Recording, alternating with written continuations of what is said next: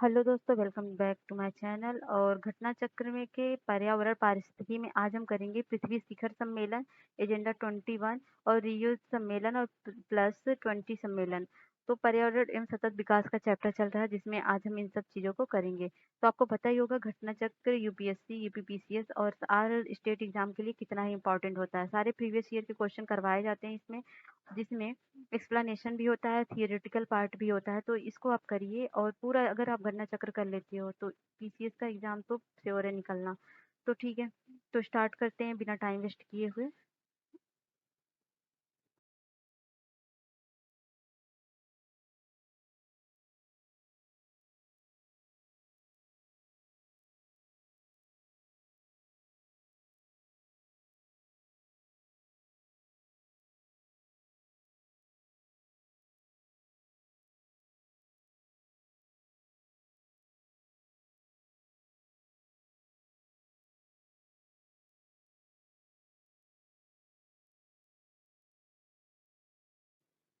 हम्म तो पृथ्वी शिखर सम्मेलन Rio summit में आज हम करेंगे इसको स्टार्ट। ठीक है। जलवायु परिवर्तन के कारण पृथ्वी पर विभिन्न प्रकार के संकट उत्पन्न हो रहे हैं, और वर्ष 1992 में हमारी धरती पर मंडरा रहे संकट से निपटने के लिए साझी रणनीति बनाने के मकसद से विश्व भर के नेता ब्राजील के शहर रियो डी जेनेरियो सम्मेलन में एकत्र हुए थे। इस सम्मेलन में जलवायु परिवर्तन और ग्लोबल वार्मिंग जैसे समस्याओं को लेकर गहरी चिंता जताई गई थी। इनसे लड़ने के लिए प्रयास करने का संकल्प लिया गया था। 172 देशों के प्रतिनिधियों ने संयुक्त राष्ट्र द्वारा पर्यावरण और विकास के मुद्दों पर आयोजित इस वैश्विक सम्मेलन में शिरकत की थी। रियो डी जेनेरियो 1992 में संपन्न अंतर्राष्ट्रीय पृथ्वी शिखर सम्मेलन अर्थ समिट संयुक्त राष्ट्र पर्यावरण एवं विकास सम्मेलन था। रियो समिट 1992 के दौरान वैश्विक पर्यावरण सुविधा मतलब जीईएफ ग्लोबल इन्वायरमेंट फैसिलिटीज की स्थापना की गई। यह 18 संस्थाओं के साथ मिलकर 183 देशों में वैश्विक पर्यावरण से संबंधित चुनौतियों से निपटने में सहायता करता है। यह संकटग्रस्त पारिस्थितिकियों तंत्रों, स्थलीय व जलीयों को संरक्षित करने में अपनी भूमिका निभाता है। जीईएफ और यूएनएफसीसीसी के अंतर्गत अल्प विकसित देशों को अल्प विकसित देश के निधि मतलब लीस्ट डेवलपमेंट कंट्री फंड उपलब्ध कराता है। यह इन देशों को उनके national adaptation programme of action NAPAS की तैयारी एवं क्रियान्वयन में भी सहायता करता है।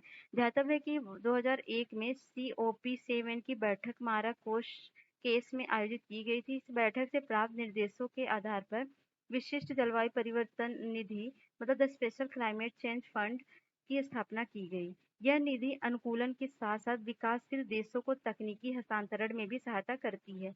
उल्लेखनीय है कि संयुक्त राष्ट्र विकास कार्यक्रम यूएनडीपी, संयुक्त राष्ट्र पर्यावरण कार्यक्रम यूएनईपी एवं विश्व बैंक जीईएफ के साथ जुड़े हुए हैं। वर्तमान में जीईएफ की मुख्य कार्यकारी अधिकारी व अध्यक्ष कार्लोस मैनुअल रोड्रिग्यूज हैं। जीईएफ का संस्थागत ढांचा मतलब इंस्टीट्यूशनल फ्रेमवर्क इस प्रकार है, जैसे यहाँ पर दिशा निर्देश दिया जाता है, प्रचालन किया जाता है, फिर कार्रवाई की जाती है।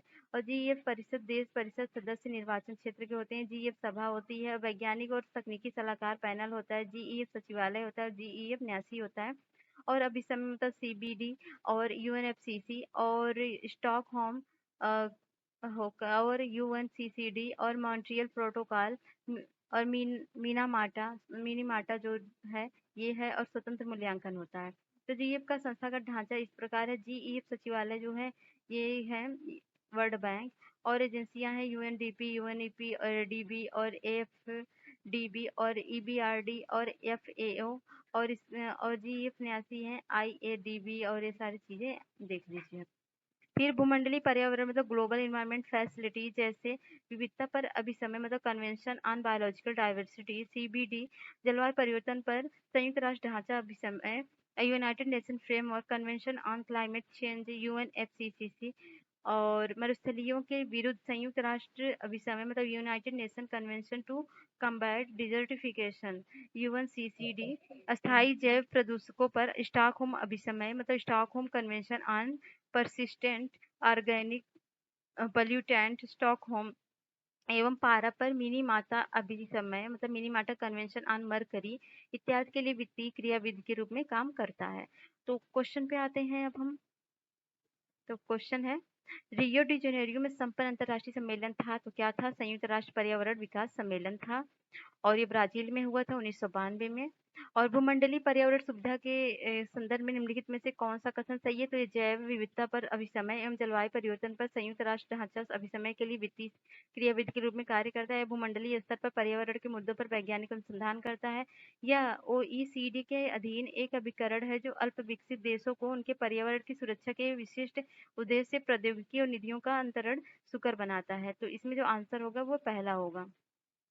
रियूस अर्थ समिट 1992 के दौरान वैश्विक पर्यावरण सुविधा मतलब जी ये ग्लोबल इन्वायरमेंट फैसिलिटी की स्थापना की गई।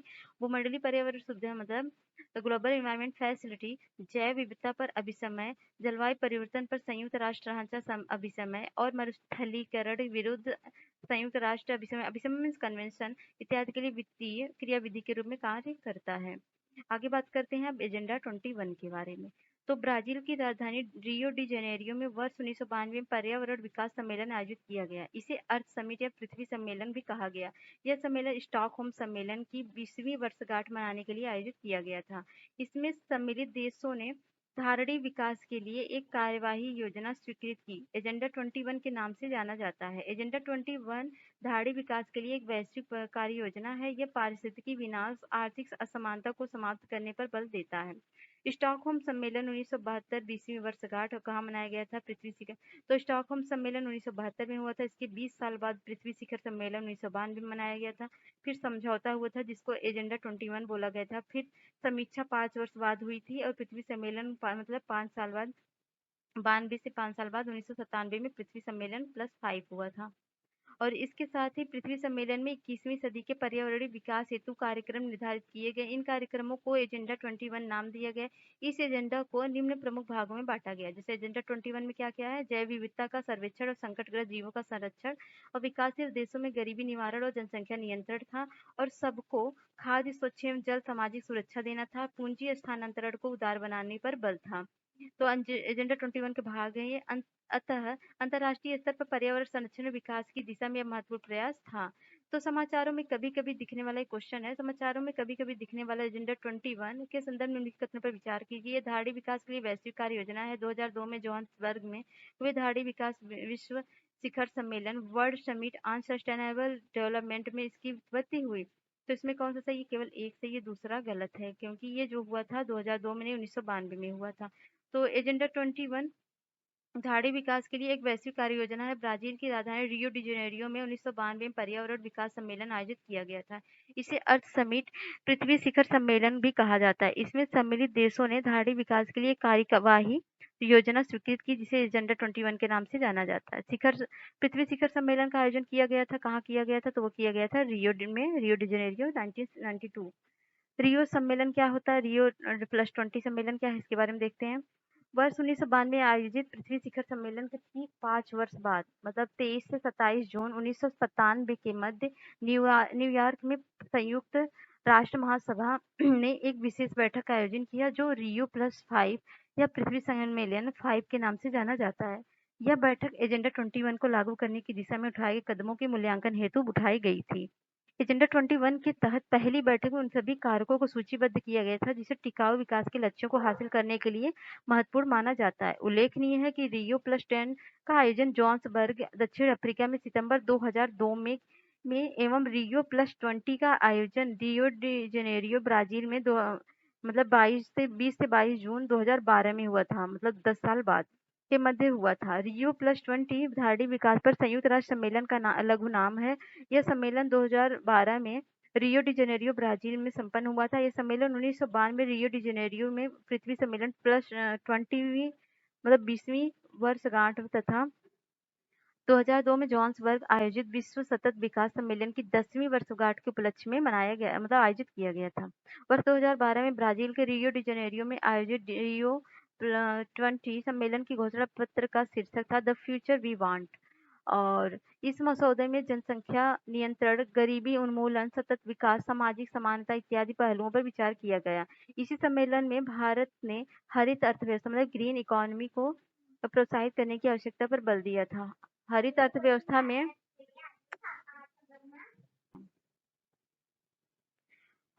प्रोत्साहित करने पर बल दिया गया था तथा हरित अर्थव्यवस्था में रुचि रखने वाले देशों को समर्थन प्रदान करने के लिए सरकारों आदि से कार्यवाही का आह्वान किया। इसी आह्वान पर संयुक्त राष्ट्र की प्रत्यक्ष प्रतिक्रिया के फलस्वरूप हरित अर्थव्यवस्था पर कार्रवाई के लिए भागीदारी मतलब partnership for action on green economy PAGE का सृजन किया गया। ध्यातव्य कि सतत लक्ष्यों को प्राप्त करने के लिए Rio+20 सम्मेलन में कोई स्पष्ट रणनीति नहीं बनाई गई। इसके साथ ही किसी कानूनी बंधन की व्यवस्था नहीं की गई। औद्योगिक राष्ट्रों का पर्यावरण व सतत विकास के मुद्दों के प्रति उदासीन रवैया भी इस सम्मेलन को अपेक्षित सफलता नहीं दिला सका। तो क्वेश्चन पर आते हैं। आमतौर पर समाचारों में आने वाला Rio+20 सम्मेलन क्या है? ये धारणी विकास सस्टेनेबल डेवलपमेंट पर संयुक्त राष्ट्र सम्मेलन है। तो ये बात सही है। यह विश्व व्यापार संगठन का मंत्रिवर्गीय बैठक है या यह जलवायु परिवर्तन पर अंतर सरकारी panel inter governmental panel on climate change का सम्मेलन है। जैव विविधता पर कन्वेंशन के सदस्य देशों का सम्मेलन तो सब नहीं है बल्कि पहला है।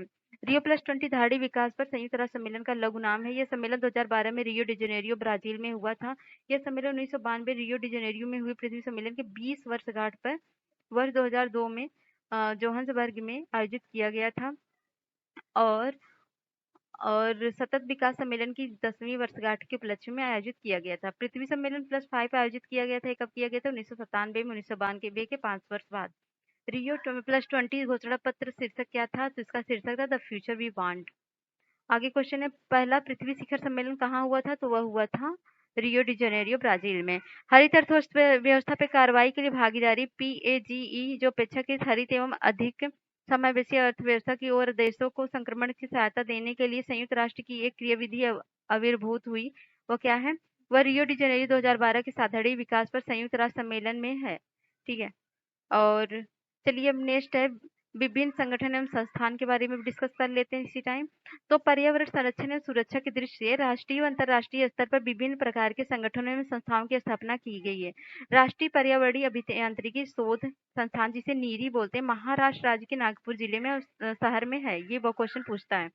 इसकी स्थापना 1958 में केंद्रीय लोक स्वास्थ्य इंजीनियरिंग शोध संस्थान मतलब CP हेरी के रूप में वाटर सप्लाई, सीवरेज प्लांट, इससे संबंधित बीमारियों और औद्योगिक प्रदूषण की रोकथाम के क्षेत्र में शोध एवं विकास के लिए की गई थी। इसकी 5 क्षेत्रीय प्रयोगशालाएं चेन्नई, दिल्ली, हैदराबाद, कोलकाता एवं मुंबई में है। नीरी भारत सरकार के विज्ञान एवं प्रौद्योगिकी मंत्रालय के अधीन है।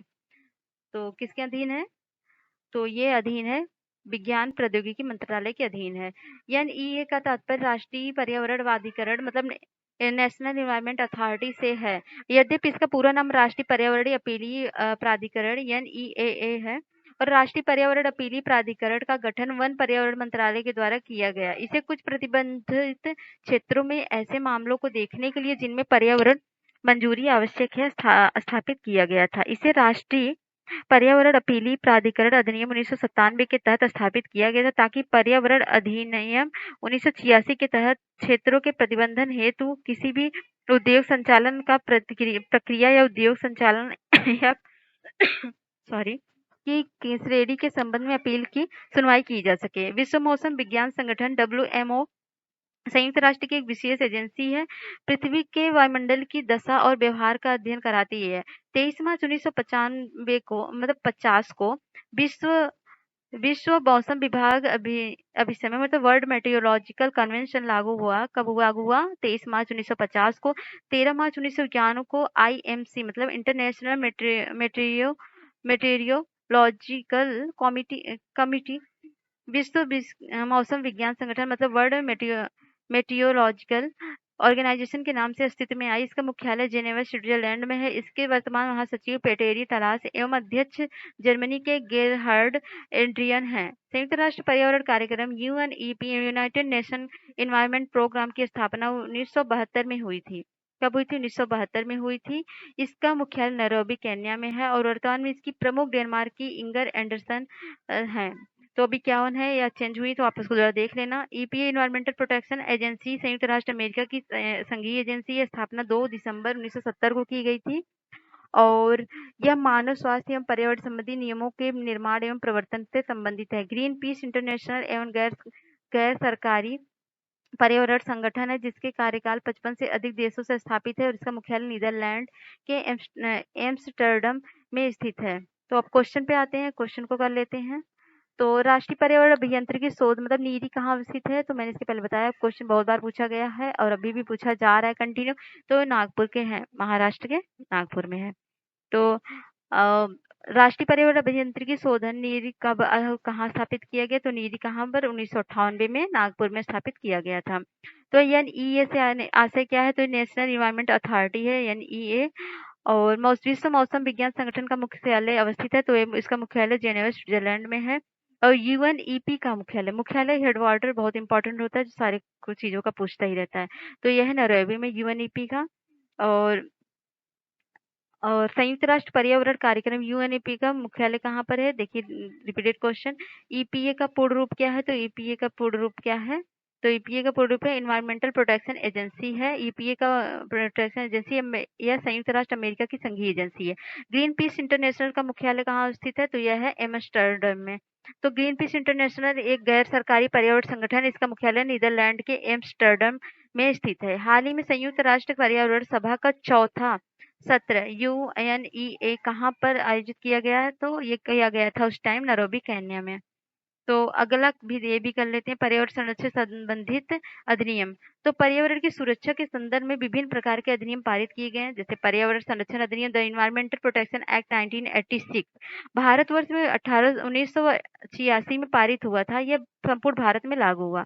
भारत में पर्यावरण संरक्षण अधिनियम 1986 को छाता विधान मतलब अम्ब्रेला लेजिस्लेशन के रूप में जाना जाता है। वर्ष 1972 में स्टॉकहोम में आयोजित संयुक्त राष्ट्र के प्रथम मानव पर्यावरण सम्मेलन के निर्णयों को कार्यान्वित करने के उद्देश्य से भारत सरकार ने पर्यावरण संरक्षण अधिनियम 1946 मतलब 86 पारित किया था। यह अधिनियम केंद्र सरकार को शक्ति देता है कि वह अधिनियम के उपबंधों के अंतर्गत पर्यावरण की गुणवत्ता को सुधार लाने तथा संरक्षण के लिए पर्यावरण प्रदूषण के निवारण, नियंत्रण एवं उपशमन के उपयोग मतलब उपाय करें। उल्लेखनीय है कि भोपाल गैस त्रासदी के समय भारत सरकार ने संविधान के अनुच्छेद 253 के तहत पर्यावरण संरक्षण अधिनियम 1986 को पारित किया था। इस अधिनियम ने पर्यावरण संरक्षण की दिशा में बनाए गए कानून में समन्वय बनाने व उसे मार्गदर्शन प्रदान करने के लिए महत्वपूर्ण भूमिका निभाई थी। जेनेटिक इंजीनियरिंग अनुमोदित समिति का गठन पर्यावरण संरक्षण अधिनियम 1986 के अधीन किया गया था। ध्यातव्य 22 जुलाई 2010 को गजट नोटिफिकेशन द्वारा जेनेटिक इंजीनियरिंग अनुमोदन समिति मतलब जेनेटिक इंजीनियरिंग अप्रूवल कमेटी का नाम बदल दिया गया। इसके अनुसार परिसंकटमय सूक्ष्म जीवों, अनुवांशिक निर्मित जीवों व कोशिकीय जीवों के विनिर्माण, उपयोग, आयात निर्यात और भंडारण के नियम 1989 मतलब 1989 में अनुवांशिक इंजीनियरिंग अनुमोदन समिति के शब्दों के स्थान पर जहाँ कहीं वे आते हैं अनुवांशिक इंजीनियरिंग मतलब आकलन समिति, जिसे जेनेटिक इंजीनियरिंग अप्रेजल कमेटी शब्द रख दिया गया। मतलब इन सबको रिमूव करके मतलब सारी चीजों को इंक्लूड करके एक नाम रख दिया गया, जेनेटिक इंजीनियरिंग अप्रेजल कमेटी। पर्यावरण संतुलन के संरक्षण में प्रत्यक्षतः संबंध व नीति और पर्यावरण सूचना अधिनियम 1986 का है, जबकि औद्योगिकी नीति और शिक्षा नीति में पर्यावरण दृष्टिकोण को सम्मिलित किया गया है। राष्ट्रीय हरित न्यायाधिकरण अधिनियम 2010 मतलब भारतीय संविधान के अंतर्गत किए गए नागरिकों को स्वच्छ पर्यावरण में रहने के अधिकार को जीवन का आधार मतलब राइट टू लाइफ के अधिकार मतलब आर्टिकल 21 में अंतर्निहित है के रूप में है। इस अधिनियम के द्वारा देश में एक राष्ट्रीय हरित न्यायाधिकरण मतलब नेशनल ग्रीन ट्रिब्यूनल का गठन किया गया। वर्तमान में इसके अध्यक्ष हैं आदर्श कुमार गोयल और राष्ट्रीय हरित न्यायाधिकरण की स्थापना राष्ट्रीय हरित न्यायाधिकरण अधिनियम 2010 के तहत 18 अक्टूबर 2010 को की गई थी। इसकी स्थापना पर्यावरण बचाव एवं वन संरक्षण और प्राकृतिक संसाधन सहित पर्यावरण संबंधित किसी भी कानून के अधिकार के प्रवर्तन, पीड़ित व्यक्ति व क्षतिग्रस्त संपत्ति के लिए क्षतिपूर्ति प्रदान करने और इससे जुड़े मामलों का प्रभावशाली और तीव्र गति से निपटारा करने के लिए की गई थी। उल्लेखनीय है कि न्यायाधिकरण पर्यावरण के मामलों में द्रुत गति से पर्यावरणीय न्याय देंगे और उच्च न्यायालयों के मुकदमों को भार को कम करेंगे। तो क्वेश्चन पे आ जाते हैं, पर्यावरण में भारत में पर्यावरण संरक्षण अधिनियम पारित कब हुआ था? 1986 में। और पर्यावरण के परिरक्षण का एवं संरक्षण हेतु पर्यावरण अधिनियम भारत सरकार द्वारा कब पारित किया? वही क्वेश्चन है 1986 में। और भारत में पर्यावरण सुरक्षा अधिनियम निम्नलिखित में से किस वर्ष में पारित हुआ? That is repeated question. निम्नलिखित में से कब पर्यावरण संरक्षण के भी रिपीटेड है, ये भी रिपीटेड क्वेश्चन है। पर्यावरण संरक्षण अधिनियम को अन्य किस नाम से जाना जाता है? तो उसको नाम जाना जाता है छाता विधान। और जेनेटिक इंजीनियरिंग अनुमोदन समिति का गठन निम्नलिखित में से किसके अधीन किया गया था? तो वो किया गया था खाद्य सुरक्षा मानक अधिनियम 2006, माल भौगोलिक प्रदर्शन रजिस्ट्रेशन और संरक्षण अधिनियम, geographical indication of goods registration and protection act 1999। तो ये पर्यावरण संरक्षण अधिनियम 1986 के अंतर्गत किया गया था। निम्न में से कौन सा पर्यावरण संतुलन के संरक्षण संबंधित है? तो वन नीति है, पर्यावरण अधिनियम 1986 है, औद्योगिक नीति है, शिक्षा नीति है। तो कौन सा है? तो ये सारे चारों ही ऑप्शन सही है। और नेशनल ग्रीन ट्रिब्यूनल भारत सरकार द्वारा स्थापित कब किया गया? 2010 में किया गया था। और एनजीटी का पूर्ण रूप क्या नाम है? तो नेशनल ग्रीन ट्रिब्यूनल। अगला क्वेश्चन, भारत के परिप्रेक्ष्य में निम्नलिखित में से कौन सा कथन जलवायु परिवर्तन के दुष्प्रभाव के संदर्भ में सत्य नहीं है? तो वह है हाल ही में दक्षिण अफ्रीका ने सन सिटी आयोजित बेसिक की 19वीं बैठक में शामिल न होना। तो ये जो है ये सत्य नहीं है, बाकी सब सत्य है। क्लीन डेवलपमेंट मैकेनिज्म की स्थापना और नेशनल एडाप्टेशन फंड के अंतर्गत 100 करोड़ रुपए के प्रारंभिक कोष के रूप में और उपयुक्त सभी कथन सत्य है। तो यहाँ पर स्वच्छ ये उस टाइम के करंट का न्यूज है। और यहाँ पर विकास युक्त यूएनएफसीसी के क्योटो प्रोटोकॉल की धारा 12 के अंतर्गत वर्णित है। इसके तहत एनेक्जर वन के विकसित देश से गैर एनेक्जर वन के देशों से में स्वच्छ विकास युक्ति परियोजनाएं कार्यान्वित करके कार्बन क्रेडिट प्राप्त कर सकते हैं। कार्बन क्रेडिट का उपयोग विकसित देश अपनी राष्ट्रीय उत्सर्जन प्रतिबद्धताओं में कमी को पूरा करने में कर सकते हैं। भारत सरकार द्वारा जलवायु परिवर्तन के दुष्प्रभाव को कम करने के लिए नेशनल अडॉप्टेशन फंड की स्थापना की गई है। और बेसिक की 19वीं बैठक में भारत शामिल न होने का जलवायु परिवर्तन के दुष्प्रभाव का सामना करने से कोई संबंध नहीं है, इसलिए ये वाला ऑप्शन गलत था।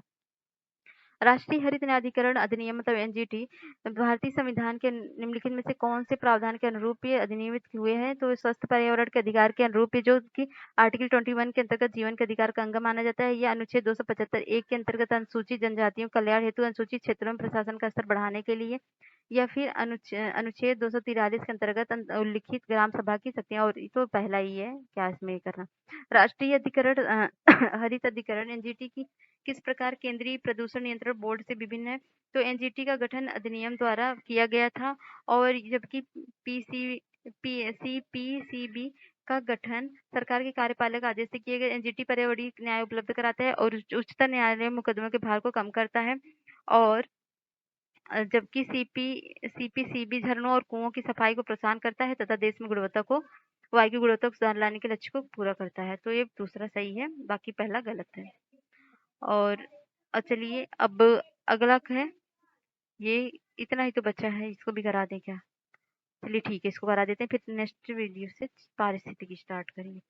तो पर्यावरण परीक्षा उपयोगी तथ्य को देख लेते हैं। पर्यावरण संबंधित महत्वपूर्ण तथ्य निम्नलिखित हैं।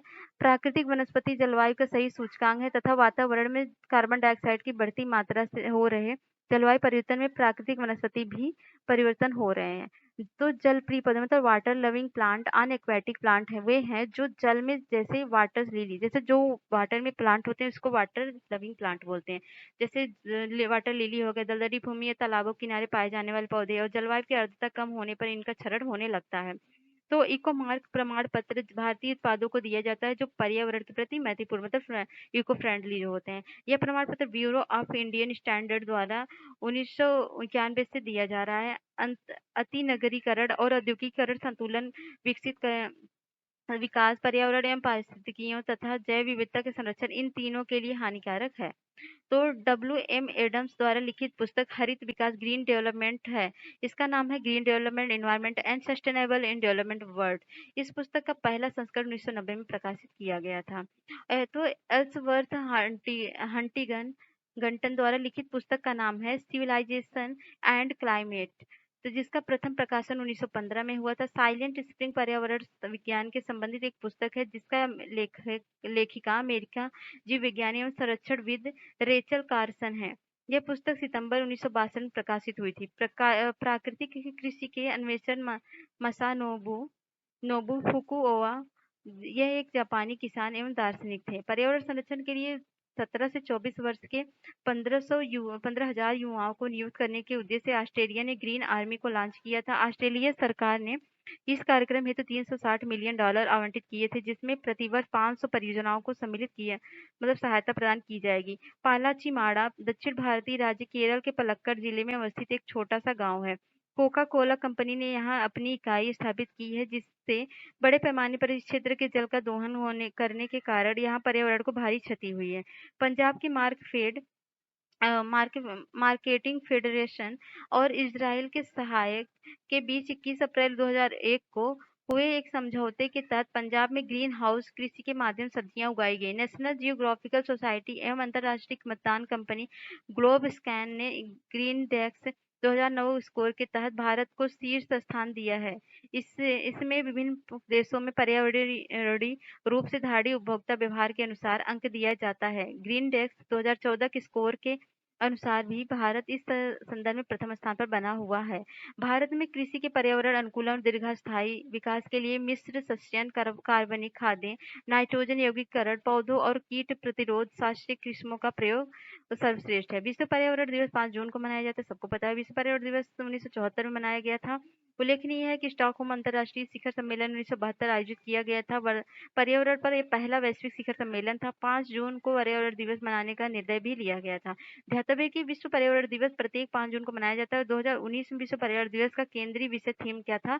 Air pollution.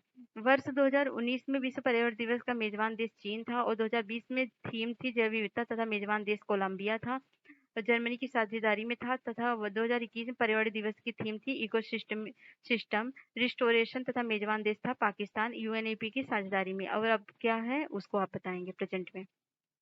नीचे 2 वाक्यांश दिए गए, चलिए क्वेश्चन करते हैं। कथन कारण दिया है, प्राकृतिक वनस्पति जलवायु का सही सूचकांक है। जल प्रिय पौधे आर्द्र जलवायु में पाए जाते हैं, तो ये कथन और कारण दोनों सही है।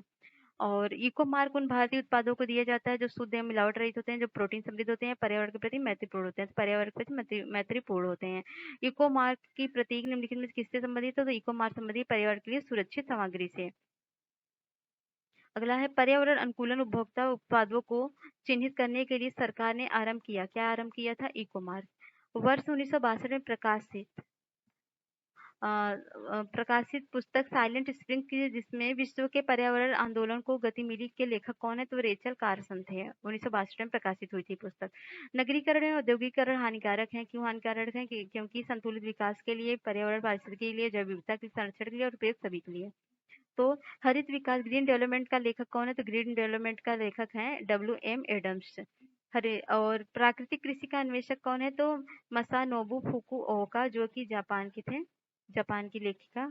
पर्यावरणीय संरक्षण के लिए ग्रीन आर्मी को किसने प्रारंभ किया था? तो ये ऑस्ट्रेलिया ने प्रारंभ किया था। 20वीं सदी के 80 के दशक के मध्य विकास के नकारात्मक पक्षों का विस्तार से चर्चा की गई। निम्नलिखित में से कौन सा एक उनमें महत्वपूर्ण नहीं था? तो वह नहीं था प्राकृतिक संसाधन का क्षरण और पर्यावरण प्रदूषण, राजनीतिक एवं विकास। तो कौन सा था? तो यह था राजनीतिक एवं विकास। क्या है? पलाची माड़ा, जो पर्यावरण की अपार क्षति के कारण चर्चा में था, अवस्थित है कहाँ पर? केरल में अवस्थित है। पश्चिम दक्षिण भारतीय केरल के पलक्कड़ जिले में अवस्थित एक छोटा सा गांव है। ग्रीनवास इंगित करता है, ग्रीनवास पर्यावरण संरक्षण का झूठा वादा करना, ये ग्रीनवास से है। और भारत के निम्नलिखित राज्यों में से किसने हाल ही में हरित गृह कृषि प्रारंभ की है? तो वह की थी पंजाब ने। अपने वार्षिक सर्वेक्षण के परिणाम के रूप में नेशनल जियोग्राफिकल सोसाइटी एवं अंतर्राष्ट्रीय मतदान कंपनी ग्लोब स्कैन ने ग्रीन डेस्क 2009 को स्कोर के तहत भारत को शीर्ष स्थान दिया। वह स्कोर क्या है? तो वह स्कोर है, वह विभिन्न देशों में पर्यावरणीय रूप से धाड़ी उपभोक्ता व्यवहार का मापक है। आगे क्वेश्चन, विश्व पर्यावरण दिवस किस तारीख को मनाया जाता है? 5 जून को मनाया जाता है और 1974 से मनाया जा रहा है। विश्व पर्यावरण दिवस 5 जून, कई बार क्वेश्चन पूछा गया, यहाँ भी देख लो, यहाँ भी देख लो। चलिए ये खत्म हो गया। और ध्यातव्य कि विश्व पर्यावरण दिवस 5 जून को मनाया जाता है। 2020 की पर्यावरण की थीम क्या थी और अभी प्रेजेंट में क्या थीम है, ये भी आप बताएंगे। और कैसा लगा आपको ये वीडियो बताइएगा जरूर, और शेयर कर दीजिएगा, लाइक करिएगा और सब्सक्राइब करिएगा। और बने रहिए मेरे चैनल का। सभी घटना चक्र का सीरीज चल रहा है टाइम टू टाइम, आप उसको देखिए। और नीचे दिया गया है, नीचे पट्टी चल रही है जिसमें सारा डिटेल दिया गया है, कब कौन सा घटना चक्र कब आ रहा है। तो ठीक है, मिलते हैं नेक्स्ट वीडियो में, तब तक के लिए बाय बाय।